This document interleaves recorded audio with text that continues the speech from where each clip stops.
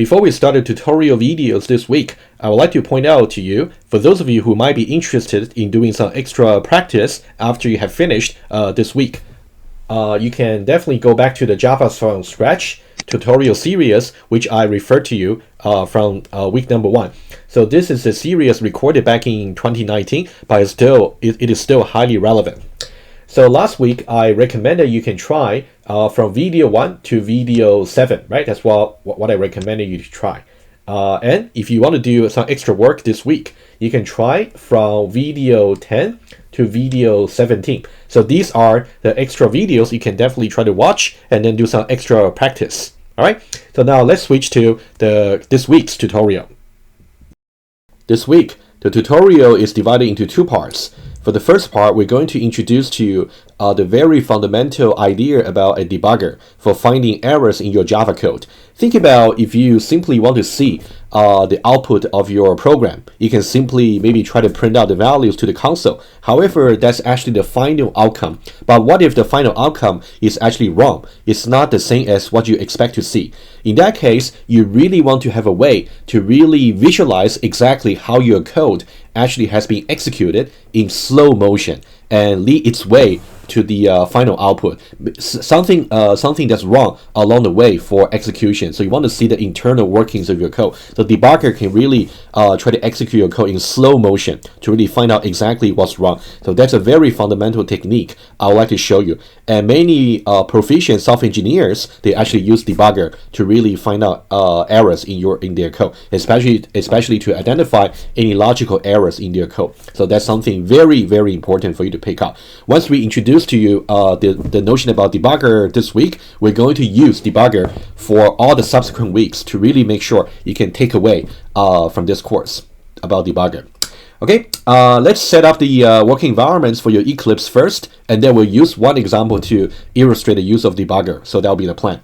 And then for the second part of the tutorial, we're going to start using the conditionals or if statements to really start writing more interesting application. So that's something we'll try to see, try to accomplish by the end of the this week's tutorial.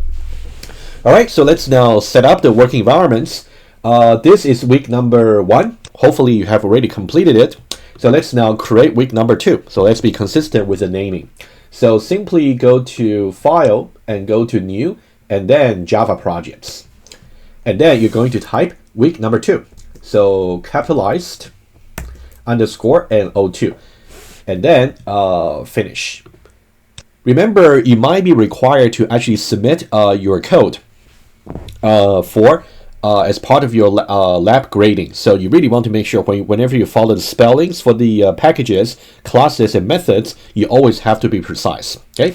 For those of you who might be using the latest version of Eclipse, you might be prompted to actually whether you want to really create a module file over here, new module info.java, whether you want to create it. I would say as far as this course is concerned, you don't need it. Negative. All right, so I would simply say don't create. Okay, and then that can also avoid yourself into having some trouble about packages. But I would say just ignore that. But after you graduate from this course, you can look deeper into it about creating module file yourself. But that's not the focus for this course. All right, if you expand week number 2, so now we still got our source folder over here. Let's now create the packages. If I may just remind you very quickly from last week, we talked about the 3 packages for the separation of concerns, right? We talked about model, defining the utility methods, no print statements. And also we got console application, which will try to make use of the utility methods, and there should be print statements all along, and also there should be no return statements in the console applications.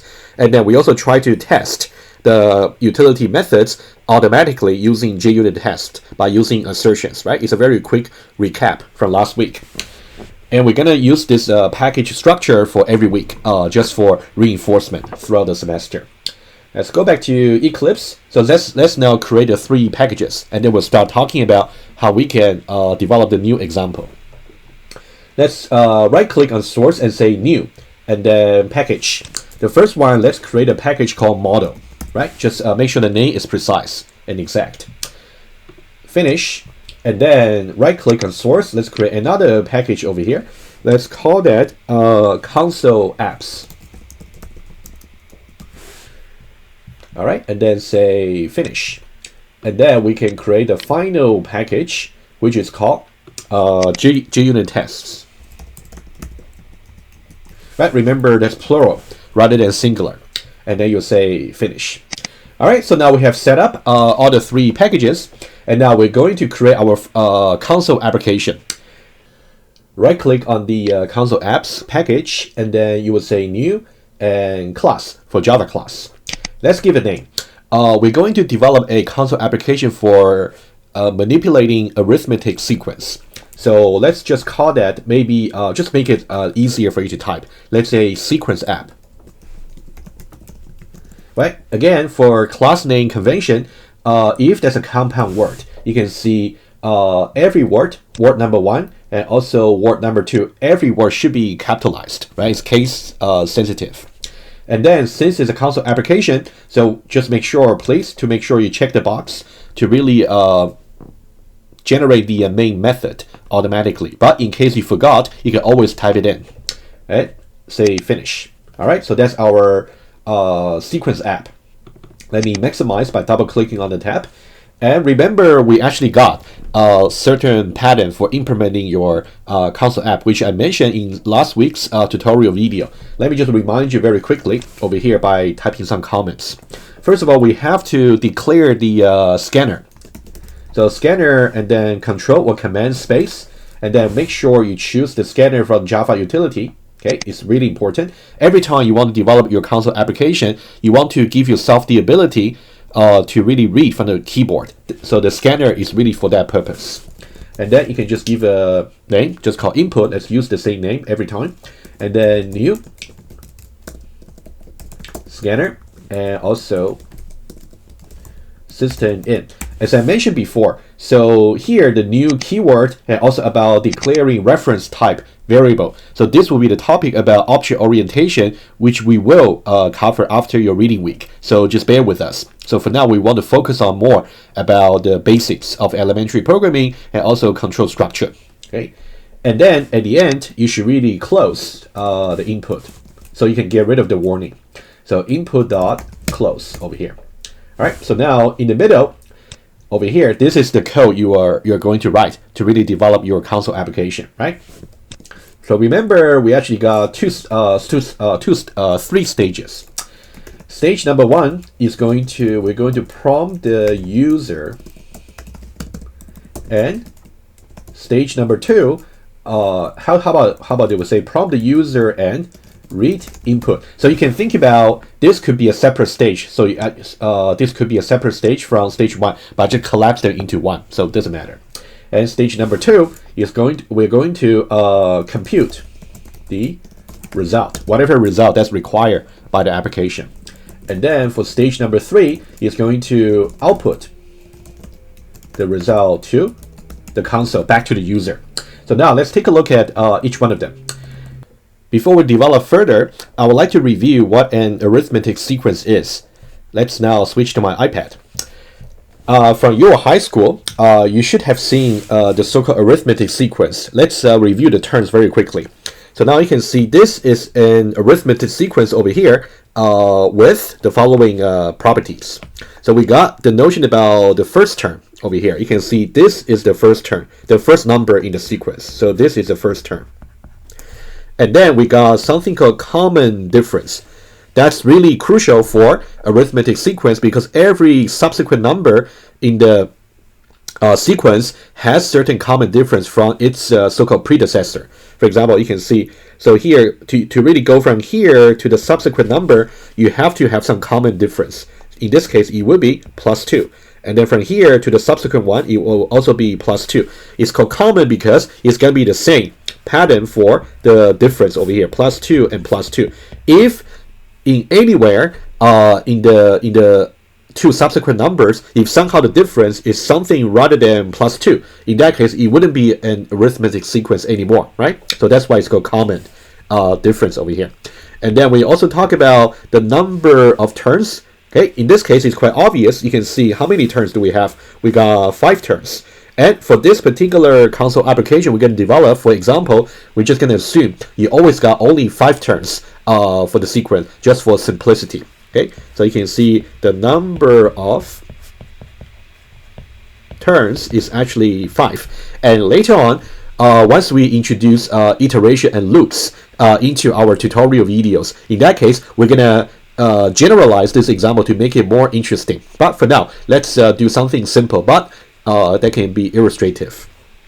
Okay, and then finally, there is something about the sum. I'm pretty sure in your high school, you actually learned about some formula for arithmetic sequence, but rather than using that general formula, which is kind of overkill in this case, because we kind of assume the number of turns is always 5. Let me just make it a little bit easier for you, just for the purpose for this console application, so you don't need to memorize any formula.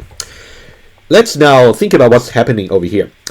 We have our first term, right? The first term, like over here. This is the first term. What's the second term? It would be the first term plus the common difference over here, right? Remember, it's going to be plus the common difference plus d, right? I'm just saying d over here. So I'm trying to make the first term also d, not really into concrete examples. So you can think about already how you can program them accordingly. So think about every time. The best way for you to really solve a problem is to always go over some example on the paper yourself to really sketch the idea, and then you can generalize some relevant values into their corresponding variables. So you can, in general, handle all the arbitrary input values. That's something we will have to illustrate to you over and over just to make sure you get it. All right. What about the third term? The third term is going to be plus 2d, right? So this will be the first item in the sequence. This will be the second, this will be the third, and what about the fourth and also the fifth, right? It's going to be the first term plus 3d, and this will be plus 4d. And one thing to note, so this multiplicative factor over here is exactly the number of turns minus 1. Minus 1, right? Because remember, the number of turns is simply just 5, and now it actually goes up to 4 because we start with 1 in the second term, right? That's quite obvious to you. So now, how do we calculate the sum accordingly? Let's do some very simple math just for fun. So it's going to be, let me just be a little bit more jumping a step over here. So you can see this part over here, we're going to get several turns, several times of the ft. How many times do we have? Exactly corresponding to the number of turns, right? So we got exactly 5. So it's going to be 5 multiplied by ft, just for the pink part. And then plus, and then we have to really work out exactly the multiplicative factors over here. It's going to be 1, 2, 3, and 4, right? You can think about implicitly, this is 1 over here, implicitly. Okay, so now it's going to be 1 plus 2 plus 3 plus 4 over here, and then it should be multiplied by the common difference, which is d, right? This will be the formula to really calculate the sum for an arithmetic sequence of size 5. And then you can see here, the first term can be something that we read from the user, and also the common difference d over here can also be something we read from the user. That's something we're going to use the scanner for. Okay, let me say, let's just verify this formula, shall we? Very quickly. So now in our particular example, you can see ft over here is actually 3, if you remember, right? It's 3 over here. And then I'm pretty sure you can do the math over here. So this will be exactly just 10, right? And also, what about the common difference? And the common difference over here, the d in this particular example will be plus 2. Just say 2 over here. So now what will be the result? So 5 times 3, 15 plus 10 times 2 will be 20. So we got 35, right? This is the correct result. If you try to add up these numbers over here, I'm going to let you do the addition. I'm pretty sure you can do it. All right, so this would be, let me summarize. So we clarify about the terminology for an arithmetic sequence, and also about how you can calculate the sum, assuming that the length of the sequence is simply 5, right? That's something we know. Right, that's about enough review. Let's go back to our Eclipse, and then let's now try to continue to finish developing the console application. Stage number 1. Let's prompt the user for the inputs. Remember, we talked about inputs, right? It can be number 1, the first term, and also number 2, the common difference. So these are the 2 input value we need from the users. And let's make things simple. So the arithmetic sequence, in general, it could be just real number, but let's just make them integers, just for simplicity. So remember, you can say sys out, and then control space, and then you actually complete system out the print line, just remember. And then we're going to say, enter the first term of an arithmetic sequence of size 5, right? Just be very informative to the user. We're only going to calculate an arithmetic sequence of size 5. Okay, so that's a prompt. And how do we read from the user? Integer. So now we want to, let's say ft, right? Just be consistent with our notion of the terminology. Will be input dot next integer, right? Remember over here, so this is a single variable assignments, and on the right hand side it's called the source of the assignment, and now we're just reading the source from the keyboard, and then we're going to initialize the ft variable into whatever the user enter, right? So the user can enter any arbitrary number for the arithmetic sequence first term. Second input is going to be integer common difference. I would say d. Oh, actually, before we read, remember the principle would be, for every input you want to read in from the user, you want to give them a corresponding prompt. So we're going to say sys out, control space, enter the common difference. Okay, for the same sequence, of course. Okay, and then we're going to say integer d is assigned to input dot next int. Right? You can see now we are getting a little bit more sophisticated than last week. Last week we only tried to read in one input from the user being the radius of a circle. But now, in general, you can read as many input as you like from the user. Okay, that's a quick remark. Okay, so that's stage number 1. We have read in 2 inputs from the user, and now let's compute the result. And how do we do it? Right? I'm going to show you actually 2 ways of doing this. In approach number 1, I'm going to create as many variables as I meaningfully can, and in approach number 2, I'm going to minimize the number of variables. Which one you want to take is completely up to you. I just want to show you different variety of solving the problems, right? Approach number 1, let's say simply, I would say first term over here. And the first term in the sequence would just be, remember, basically what I'm trying to do is I'm going to enumerate all these terms over here. First term, second, third, fourth, and fifth, right? Basically, that's what I'm trying to do over here. However, variable name cannot start from a numerical digits over here. That's part of the naming convention, so I cannot just say 1 and then st. I cannot use that, right? Let me just use I'll just say first term over here. It will be just the same as ft over here, just the same. And then I'm going to say integer second term will be, or if you like, you can simply say, alternatively, you can say turn 1, and then you can say turn 2. It's kind of up to you. Let me stick to this, maybe a little bit easier for you to type. Let's say turn 1, turn 2. And what about turn 2? Well, up to you. You can say ft plus d, right?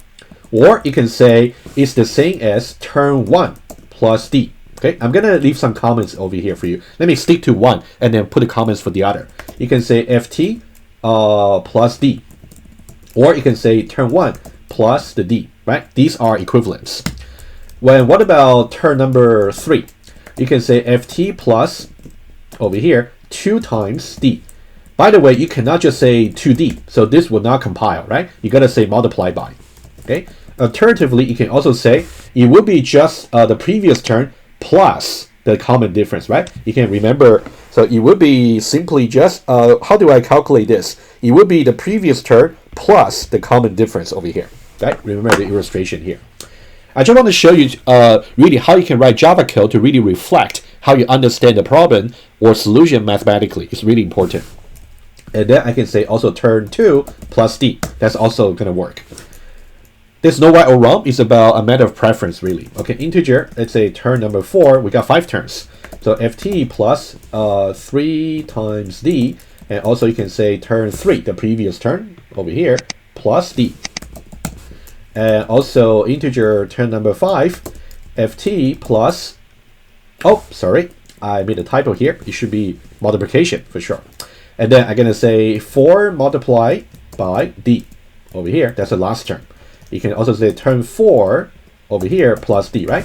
So if you want to use my version over here, it's absolutely fine. If you want to try this version here, which I commented out, that's also fine, right? It's kind of up to you. I encourage you to try both, to play with it. All right, so now we got all the 5 turns. So now there are 2 things I would like to do. Number 1, I want to simply print out the arithmetic sequence back to the user, number 1. Number 2, I would like to calculate the sum of the sequence for the user as well. So these are the 2 outputs I would like to print out. Let's now do exactly what we should do in the console application. And then, as we said in the week 1, the best practice would be you want to put all the logic, all the computation that has intelligence into the model as a utility method. That's something we'll do as well. Okay, let me do this first. So now I want to basically declare some string variable. I can say string, let me say sequence output, right?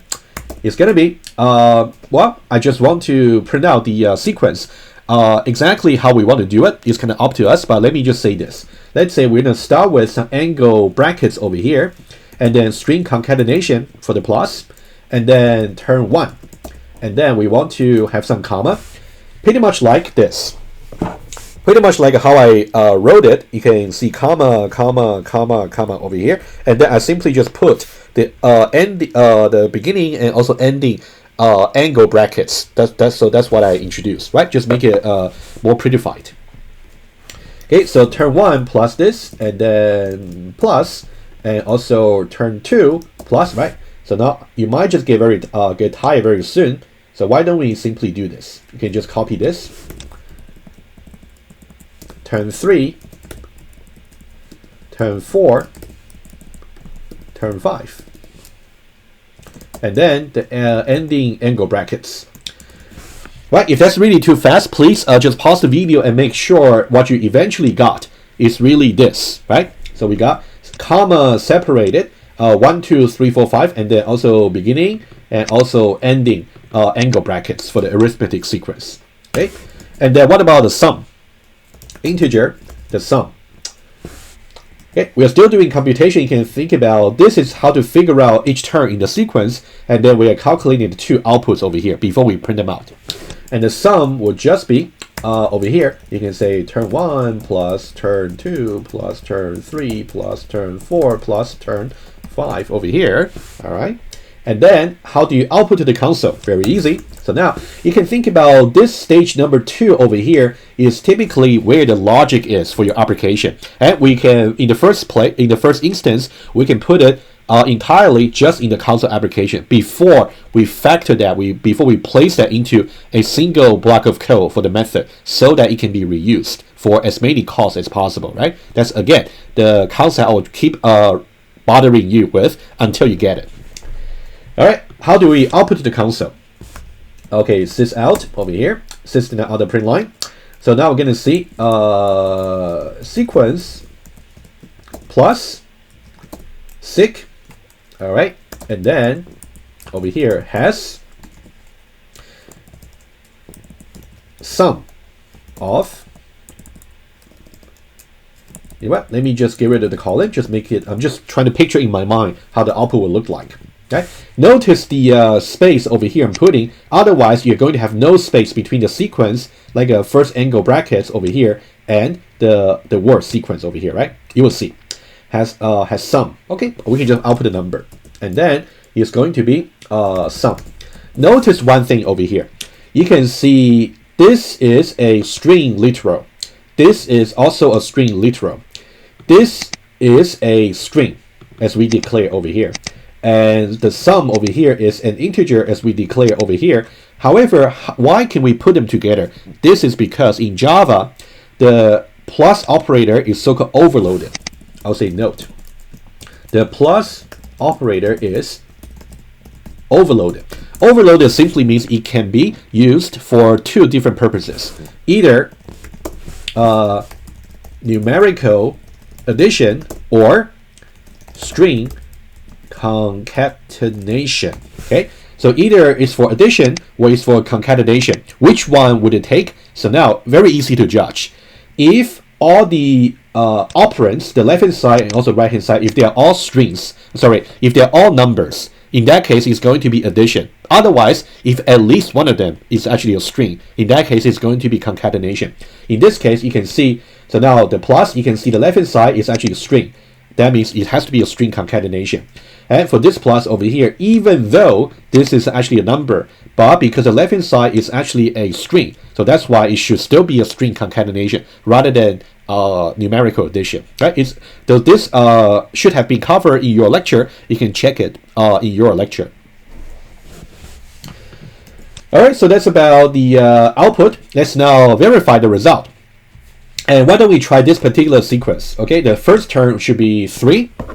And also the common difference should be 2. Why don't we try that? Okay, so now you can simply click on run over here. And then, by the way, I haven't really adjusted my the font size of my console. Maybe that's might be a good timing for you to show you how you can set the font size. So you can simply go to Eclipse and go to Preferences. And then over here, you can simply type. So font, okay, colors and fonts. Oh, by the way, there's something cool I can show you as well. So if you go to appearance over here, so now here the theme I chose was the classic. You can choose the dark. If you like the dark theme, it's kind of up to you, right? But I'm going to keep it as classic. And then go to colors and font to really adjust. Let me show you two things over here. If you want to adjust the font size for your Java editor, you want to go under Java over here, and then you're going to change Java editor. If you double click on that, you can choose the font family, and also you can choose the font size, right? I'm going to leave that to your preference. But now let me simply go to change the console size. You want to go under something called debug over here, right? You can see the debug here. Expand it, and then if you simply double click on the console font over here, you can see I just got some family over here. I'll leave that as is just to save time. And then for the size, I can just choose maybe, I'll choose 24, just make it much bigger. And then I'll say apply and close, right? It's also handy for you. All right, so let's say over here for the two inputs, let me just make it completely visible to you. Enter the first term, let's say 3. Enter the common difference, let's say 2. Alright, so now you can see the sequence over here has sound 35. You can see now we are building something a little bit more complicated than the circle. Of course, there'll be much more complicated apps we're going to develop further later in the tutorial. But hopefully you can see the beauty about using Java programming and also using console application. So you can see the effects on the console right away, right?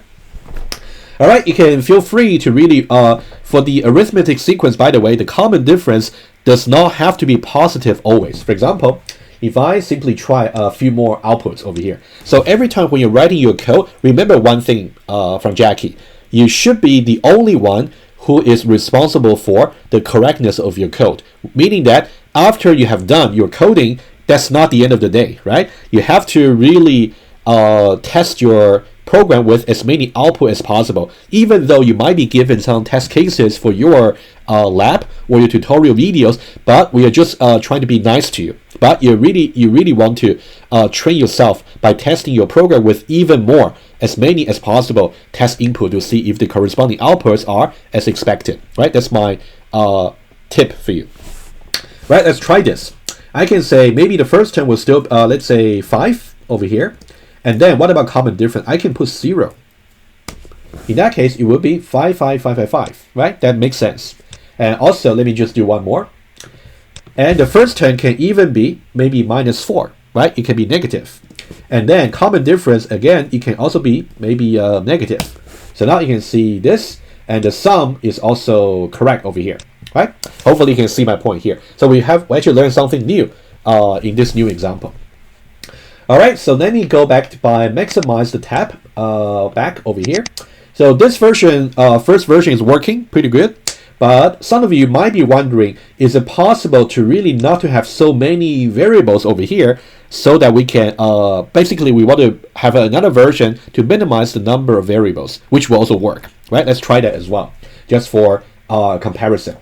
So what I would suggest is I also want to show you some important features.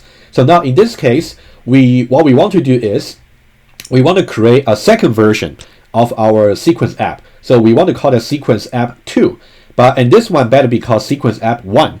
But how can we rename our class? How can we do that, right? So now let me show you how you can rename your class. And also, if you want to rename your method, utility method later, you will follow the same procedure. And the last thing you will want to do to rename a class will just be adding sequence app 2. That will be a no-no. Okay, I tell you why. Because number one, you will have to change the use of sequence app 2 in every place where it is used. That's number one. It's too tedious to do and it's error prone. Number two, more importantly, notice that if I simply save this, right, it's not going to compile. The reason is, after I change the file, the class name into sequence app 2 just manually, notice that the name of the class in the name of the class in the corresponding Java file has not been changed. Let me show you exactly what I mean. So if you go to your desktop, go to your workspace, go to week 2, and go to source, and go to console apps, you can see the name of the class remains to be sequence app without 2, right? So now in Java, the name of the class and the corresponding name of the file for the Java must match. If they do not match, you're going to get errors. So that's why when you want to rename a class, you don't really just want to do it manually, right? Let me show you how you can do it. Okay, let me just delete it, right? Like that. Okay, so now we are back to compilation. The way to rename would be simply click on the class, simply move your mouse, click on the class, right click, okay, and then go to something called refactor. Refactor simply means you want to make some changes to your code. And then you want to go for rename over here, right? And now you can see now this is a box for you to type in whatever the new name should be. Well, what we want to do is we want to add maybe 1. We want to say version number 1. We're going to create version number 2 in a moment. And then hit enter. And then continue. Okay, and then everything compiles. And now if you go back to this particular file, you can see it has been renamed into sequence app 1. So this will be the right way to do. Every time you want to rename a class, a package, or a method, don't do it manually just by modifying the name. That's not the way to go. You want to go through refactor. So you just simply right click on the thing you would like to rename and go to refactor and also go to rename. Okay, that's what you want to do. So click on that, right click, and also refactor, and then you see the rename option here. All right, that's also something very important I want to show you. All right, let's go on. So now we want to create a second version over here, and we're gonna see the version 1 and version 2, and then we'll see how to create the corresponding utility methods. Okay, so now you can simply right click on this class and say copy, and then we're going to right click and then we'll say paste. So this will be app 2, and okay, over here. If you double click on this app number 2, right, initially, let me just close app 1 just to avoid confusion, right? Let me maximize it. So for app 2, for now, to begin with, is simply the same as app 1, right? So now the idea would be we want to minimize the number of variables that we're going to use, right? This stage number 1 will be exactly the same. We only want to change the logic for the program, so we don't need to touch stage 1. We still take the same 2 inputs from the user. So what about stage number 2? So what I would suggest is we can simply just use just one. We can only use one variable to really record the sum. That's all we need. Okay, let me show you this. I'm just going to over here. Okay, let me just. I think that'll be okay. You know, just go up to here, right? So now the sequence over here. So now what should be turn 1? So what I can do is I just want to have a number over here. So the first term should be ft. Agree? It should be ft. I don't need to create a separate variable for that. And what about the second term? The second term, it should be ft plus the d. Over here. Okay. However, notice one thing here. If you really want to do this, you got to be careful. Let me tell you exactly what you should type. You should type this. So this is telling you, in order to, remember I talked about string concatenation. If I actually got this, I'm going to concatenate the comma and also the result of this numerical addition over here. Because if you look at this plus over here, it's really ft plus d. Both of them are actually integers. And also the parentheses will enforce the order of evaluation. We're going to calculate this first before we can apply the numerical result to the plus. On the other hand, the wrong version will be if you simply say ft plus d over here. If you say that, what it is going to do is it's going to say comma concatenated with this number here, and then concatenated with this number over here. So it's not going to work. So one exercise for you, which I highly encourage you to do, I'm going to put in the correct version by putting back the parentheses, but you should really try to see what if you simply take out the parentheses. What's going to be the output? It's going to correspond to exactly what I just said, right? I'm going to leave that to you as an exercise. So I'm going to say ft plus d over here. And then what about turn 3? Again, put the parentheses, ft plus 2d. And then over here, we're going to put the parentheses, ft plus 3d. And then we're going to say ft plus 4d over here. And then what about the sum? This is why I kind of went over with you the formula we're going to use, right? Remember the formula over here, right? We're going to use this formula here. Exactly, right? Let's do that. Let's now go back.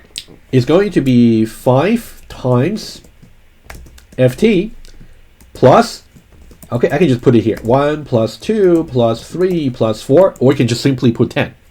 Multiplied by the common difference over here, right? So you can see now we minimize the number of variables. Basically, we didn't create any new, we only created one variable over here in the second stage. So this version here also works. It's really up to you which one you want to go for, right? I personally wouldn't mind having more variables just to make my program more self-explanatory. So it's kind of up to you. Don't worry about the storage about creating extra variable. It's not going to take much space. You don't need to be concerned about it. Let's just test this very quickly. So now if I do that, okay, so now I'm running, you can see sequence app 2 for the console. I'm running the new version over here. So let's say the first term should be 3 and the common difference should be 2. Something weird over here. You can see we got 3, 5, and also 5.0, 6.0, 7.0. Something is going wrong over here, right? So if something goes wrong, you should check back to your code, right? That's why I say you should always test. Don't really take it for granted that if you simply just create a second version based on the first one, it will just be correct automatically. No magic is going to happen like that, right? So now let's go back here. I can tell you that the problem is it was intentional. D, 2D, is this how you write it? It should be 2 times D. I know mathematically you can simply say 2D on the paper, but that's not how you do it on Java, right? So now here it should really say 2 times D, and then 3 times D. And also 4 times D over here, right? Very important to pick up. That's why I deliberately show it to you, all right?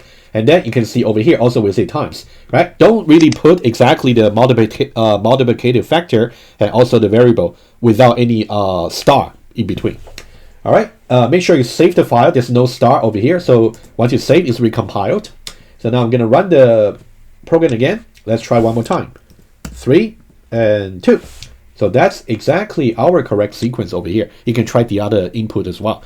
One thing, even though I said it should be an exercise, but I think it's really crucial to show you. Okay, remember I said here, parentheses over here forces the order of evaluation. So now this will force this particular numerical addition to be calculated first before it gets concatenated over here.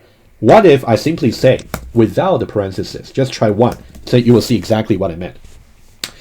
Ft is actually, remember in our case, example is 3, and also D is 2. What's going to happen is like this. It's going to concatenate the comma together with 3, and then concatenate it with 2. So you're going to see comma 3, 2, not 32. That's why I pronounced that as 3, 2. right? It's going to be the number 3 and the number 2, but they will just be concatenated together with the comma, just because, again, the string, the plus operator is actually overloaded. I want to show it to you. So let's now make sure it's saved, the file, and then launch the program again. 3 over here and 2, you can see we got 3, 2 over here. So the 3, 2 here doesn't really mean it's 32, right? It's a 3 over here, followed by concatenated with 2, right? So to really make sure we really get 3 plus 2, we want to make sure we actually use the parentheses to really put it so that it will be evaluated first before it gets concatenated with the comma. I hope this is clear to you, right? But I should really try to maybe try this one here by getting rid of the parentheses and see what's going to happen over here in the later future test or in the exam. So this is something you are expected to know. Please make sure you really get it clarified for yourself. All right, let me just make sure. Since I make a change, I should really make sure everything's go back to normal. 3 and 2, right? So now we're back to the correct version.